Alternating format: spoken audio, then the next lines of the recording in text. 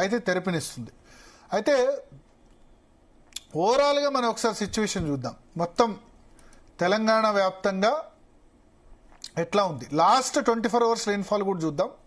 Last 24 గంటలు ఎక్కడెక్కడ ఎంత వర్షపాతం నమోదైంది అన్నది కూడా చూస్తే కనుక లాస్ట్ 24 అవర్స్లో కూడా ఎక్కువ రంగారెడ్డి జిల్లాలో ఎక్కువ వర్షపాతం నమోదైంది. రంగారెడ్డి, మహబూబ్ నగర్ జిల్లాలో ఇక్కడ మనం చూస్తే అమన్గల్ ప్రాంతంలో 8.3 సెంటీమీటర్స్, తలకొండపల్లిలో 15 సెంటీమీటర్ల వర్షపాతం. సో మోస్ట్ ఆఫ్ ది నిన్న వర్షం అంతా కూడా మహబూబ్ నగర్, రంగారెడ్డి, ఆ తర్వాత నాగర్ కర్నూల్, నల్గొండ ఈ జిల్లాలో పడింది. సదర్న్ తెలంగాణలో ఎక్కువ వర్షపాతం ఉంది. మీ నార్త్ తెలంగాణలో లేదు చూడండి, ఆదిలాబాద్, తర్వాత నిజామాబాద్, జగిత్యాల ఇటువైపు పెద్దగా వర్షపాతం లేదు. సో ఇదే ట్రెండ్ ఉంటుంది. నార్త్ తెలంగాణ తక్కువ ఉంటుంది, సౌత్ తెలంగాణ ఎక్కువ ఉండడానికి అవకాశం ఉంది. దీనికి కారణం ఏంటంటే ఒకసారి ఎందుకు వర్షం పడుతుంది ఇప్పుడు అన్నది మనం చూస్తే కనుక ఒక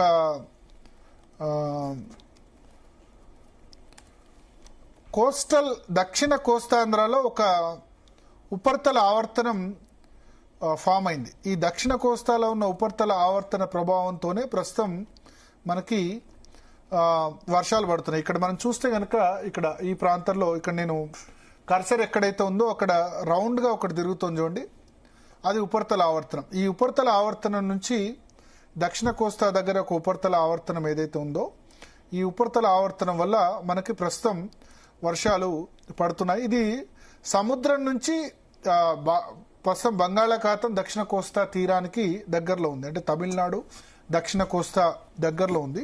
అక్కడి నుంచి మాయిశ్చర్ అంటే వర్షం పడాలంటే ఒకటి గాలి, రెండవది గాలిలో తేమ, ఈ రెండు ఇంపార్టెంట్. సో ఈ గాలి మాయిశ్చర్ తీసుకొచ్చి ఇక్కడ వర్షం అవుతుంది. సో అందువల్ల ఎక్కువగా దక్షిణ తెలంగాణ, దక్షిణ ఆంధ్ర ఈ ప్రాంతాల్లోనే మనకు ఎక్కువ రెయిన్ఫాల్ ఉండబోతుంది. సో దానికి అనుగుణంగా నెక్స్ట్ 3-4 డేస్ ఎక్కడ వర్షం పడుతుంది మనం చూద్దాం. నెక్స్ట్ 3-4 డేస్ ప్రెడిక్షన్ ఏంటంటే ఇక్కడ మనం చూస్తే కనుక నెక్స్ట్ 3-4 డేస్ ఆంధ్రాలో ఒంగోలు, మచిలీపట్నం, నర్సరావుపేట, విజయవాడ ఇక్కడ మనం చూడండి కొంచెం ఆరెంజ్ కలర్లో ఉంది. ఆరెంజ్ కలర్లో ఇక్కడ ఉన్న ప్రాంతాల్లో ఖమ్మం, ఇటువంటి ప్రాంతాల్లో నెక్స్ట్ 3-4 డేస్లో ఖమ్మం, విజయవాడ, మచిలీపట్నం, ఏలూరు, నర్సరావుపేట, ఒంగోలు, చీరాల, నల్గొండ ఈ ప్రాంతాల్లో నెక్స్ట్ 3-4 డేస్లో ఎక్కువ రెయిన్ఫాల్ ఉంది. అంటే ఈస్ట్ తెలంగాణ తర్వాత కోస్తాంధ్రలో విజయవాడ, గుంటూరు, మచిలీపట్నం, ఒంగోలు ఈ ప్రాంతాల్లో ఎక్కువ వర్షం పడేందుకు మనకు ఆస్కారం ఎక్కువగా ప్రస్తుతం కనబడుతుంది. ఈస్ట్ తెలంగాణలో ప్లస్ సౌత్ తెలంగాణలో ఎక్కువ అవకాశం ఉంది. వెస్ట్ సైడ్ పార్ట్లో నెక్స్ట్ 3-4 డేస్లో ఎక్కువ ఉండడానికి అవకాశం లేదు. అయితే ఓవరాల్గా మనం చూస్తే కనుక క్లౌడీ వెదర్ అంతా కూడా ఇప్పుడు పూర్తిగా క్లౌడీ వెదర్ ఉన్న పరిస్థితి కనిపిస్తుంది. సో ఒకసారి నెక్స్ట్ రెయిన్ ప్రొడిక్షన్ కూడా ఎట్లా ఉంటుంది, నెక్స్ట్ ఏ విధంగా మళ్ళీ రాత్రి తర్వాత కూడా వర్షం పడవచ్చు. రాత్రి బహుశా 10-11 గంటల తర్వాత మళ్ళీ హైదరాబాద్లో వర్షం పడే అవకాశం ఉంది. కానీ ట్రాఫిక్ టైంలో పడితేనే చాలా ఇబ్బంది ఉండే అవకాశం ఉంటుంది. సో దీని తర్వాత ఏంటంటే 23-24 తేదీల్లో మళ్ళీ వర్షం ఈ 3-4 డేస్ వర్షం పడుతుంది. 24-25 తర్వాత ఇంకొంచెం ఎక్కువ వర్షం పడేందుకు ఆస్కారం ఉంటుంది. 24-25 తర్వాత ఒక అల్పపీడనం ఒకటి ఏర్పడే అవకాశం ఉంది. మోస్ట్ ఆఫ్ ది ఇప్పుడు నిజానికి ఏంటంటే భారతదేశ వ్యాప్తంగా కూడా చాలా మంచి వర్షపాతం ఉంది, కానీ తెలంగాణ, ఆంధ్రప్రదేశ్లోనే చాలా తక్కువ వర్షపాతం ఉంది ఓవరాల్గా. నేను ఒకసారి తెలంగాణ వర్షపాతాన్ని ఒకసారి మనం అనలైజ్ చేస్తే కనుక ఇప్పటి వరకు తెలంగాణలో పడ్డ వర్షపాతాన్ని ఒకసారి మనం చూస్తే కనుక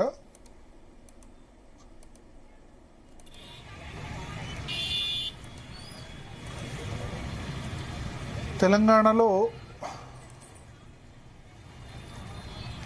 ఒకసారి ఓవరాల్గా ఈ లాస్ట్ అంటే ఈ మాన్సూన్ సీజన్ మొదలైన తర్వాత ఒకసారి చూస్తే జిల్లాల వారీగా మనం చూస్తే కనుక ఫైనల్గా మీరు చూడండి ఇక్కడ కర్సర్ ఉన్న దగ్గర స్టేట్ స్టేట్ యావరేజ్ ఎంత -24%. కొంచెం కెమెరామెన్ జూమ్కి వెళ్తే కనుక -24% రెయిన్ఫాల్. ఇక్కడ కర్సర్ ఉన్న వైపు వెళ్తే కనుక -24% వర్షపాతం స్టేట్ యావరేజ్ నమోదైన పరిస్థితి మనకు కనిపిస్తుంది. -24% నమోదవుతుంది స్టేట్ యావరేజ్గా. సో రైట్ సైడ్ కార్నర్కి వెళ్తే కనుక స్టేట్ యావరేజ్, రైట్ సైడ్ కార్నర్కి వెళ్తే స్టేట్ యావరేజ్ అక్కడ మనకు కనిపిస్తుంది. జూమ్లోకి వెళ్తే కనుక ఇంకా కిందికి వెళ్ళాలి. ఇంకా కిందికి వెళ్తే కనుక రైట్ సైడ్ కార్నర్లో state average rainfall, deficit rainfall right side వెళ్ళాలి, లెఫ్ట్ సైడ్ కాదు రైట్ సైడ్. -24% వర్షపాతం లోటు అన్నది మనకు కనిపిస్తుంది. సో చాలా పెద్దది. అంటే 254 మిల్లీమీటర్లు పడాల్సింది 194 మాత్రమే పడింది. అంటే 25 సెంటీమీటర్ల వర్షపాతం రాష్ట్ర వ్యాప్తంగా నమోదు కావాల్సి ఉంటే 19 సెంటీమీటర్లు మాత్రమే పడింది. దీనిలో మన జిల్లాల వారీగా చూసుకుంటే కనుక హైయెస్ట్ రెయిన్ డెఫిసిట్ జిల్లాలు హైదరాబాద్, మేడ్చల్, మల్కాజ్గిరి. హైదరాబాద్లో మనం చూస్తే ఇక్కడ -54% వరకు హైదరాబాద్లో 54% తక్కువ రెయిన్ఫాల్ ఉంది. మేడ్చల్, మల్కాజ్గిరిలో 51% తక్కువ రెయిన్ఫాల్ మనకు కనిపిస్తోంది. అట్లాగే జనగాంలో 42%, సంగారెడ్డిలో 46% తక్కువ రెయిన్ఫాల్ ఉంది. రాజన్న సిరిసిల్ల జిల్లాలో 34%, అదేవిధంగా కరీంనగర్లో 34%, ప్లస్ జయశంకర్ భూపాలపల్లి జిల్లాలో 42%, మంచిర్యాలలో 47%, నిజామాబాద్లో 33%, అదేవిధంగా జగిత్యాలలో 35%, నిర్మల్లో 33%, నిజామాబాద్లో 28%. ఇట్లా ఏ జిల్లా చూసినా చాలా మైనస్లోనే మనకు కనబడుతున్నాయి. కరీంనగర్లో 34%, రాజన్న సిరిసిల్లో 34%. కొన్ని జిల్లాలు మాత్రమే సర్ప్లస్ ఉన్నాయి. మహబూబ్ నగర్లో నిన్న పడ్డ వర్షంతో 2% అధిక వర్షపాతం ఈ సీజన్లో నమోదైంది. గద్వాల్లో 12% తక్కువ ఉంది, వనపర్తిలో 6% తక్కువ ఉంది, నాగర్ కర్నూల్లో 6% ఎక్కువ ఉంది, నల్గొండలో 25% మైనస్ రెయిన్ఫాల్ ఉంది, సూర్యాపేటలో 38% తక్కువ రెయిన్ఫాల్ ఉంది, ములుగులో 35%. సో ఈ వర్షాలు హైదరాబాద్, రంగారెడ్డిలో పడుతున్నాయి. నిజానికి రూరల్ ఏరియాస్లో పడితే ఇంకా బెనిఫిట్. హైదరాబాద్, రంగారెడ్డిలో కూడా పడాలి. పడకపోతే ఎందుకంటే గ్రౌండ్ వాటర్ పడిపోతుంది హైదరాబాద్లో. ఇప్పుడు ఈసారి నాగార్జున సాగర్, శ్రీశైలం నిండాయి, కానీ గోదావరిలో ఎక్కడ వరద లేదు. ఎస్ఆర్ఎస్పి నిండలేదు, సింగూర్ నిండలేదు, నిజాం సాగర్ నిండే పరిస్థితి లేదు, ఎల్లంపల్లి రిజర్వాయర్ కూడా నిండలేదు. సో చాలా దారుణమైన పరిస్థితులు ప్రస్తుతం తెలంగాణలో ఉన్నాయి. ఇంతకు మించిన పరిస్థితులు మనకు ఆంధ్రప్రదేశ్లో కూడా కనబడతాయి. ఆంధ్రప్రదేశ్లో అయితే -33, -44% వరకు డెఫిసిట్ రెయిన్ఫాల్ ఉన్న పరిస్థితి మనకు కనిపిస్తుంది. సో అందుకని ఒక విధంగా చెప్పాలంటే ప్రస్తుతం నమోదవుతున్న వర్షం ఏదైతే ఉందో హైదరాబాద్ కూడా పెద్ద రెస్పైట్ అనే మనం చెప్పాల్సి ఉంటుంది. హైదరాబాద్లో ఇవాళ పడ్డ వర్షం చాలా వరకు కూడా 5 నుంచి 10 సెంటీమీటర్ల వర్షపాతం కురిసింది. చాలా చోట్ల కూడా 5 సెంటీమీటర్స్ పైగా రెయిన్ఫాల్ అయింది. కాబట్టి కొంచెం ఇవాళ ఇబ్బంది అయినా కొంత అంటే జనరల్గా ఈ నీళ్లు భూమిలో ఇంకాలంటే కనుక ఒక గంటలోనే 10 సెంటీమీటర్లు పడ్డదనుకోండి, నీళ్లు ఈ గ్రౌండ్ వాటర్ ఇంకడానికి అవకాశం తక్కువ. ఎందుకంటే సిటీ అంతా కాంక్రీట్ జంగల్. అంటే ముసురు లాంటి వర్షం రావాలి. ముసురు లాంటి వర్షం వస్తే గ్రౌండ్ వాటర్ ఇంకడానికి అవకాశం ఉంటుంది. ఈ వచ్చిన వాటర్ అంతా కూడా ఇప్పుడు నాళాల్లోకి వెళ్ళిపోతుంది. సో ఆ విధంగా ఇబ్బందే.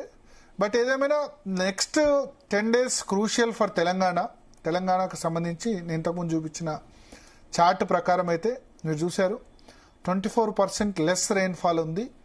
ఇది అర్జెంటుగా పోవాలంటే నెక్స్ట్ వారం రోజుల్లో మంచి వర్షాలు పడి చాలా వరకు తగ్గాలి.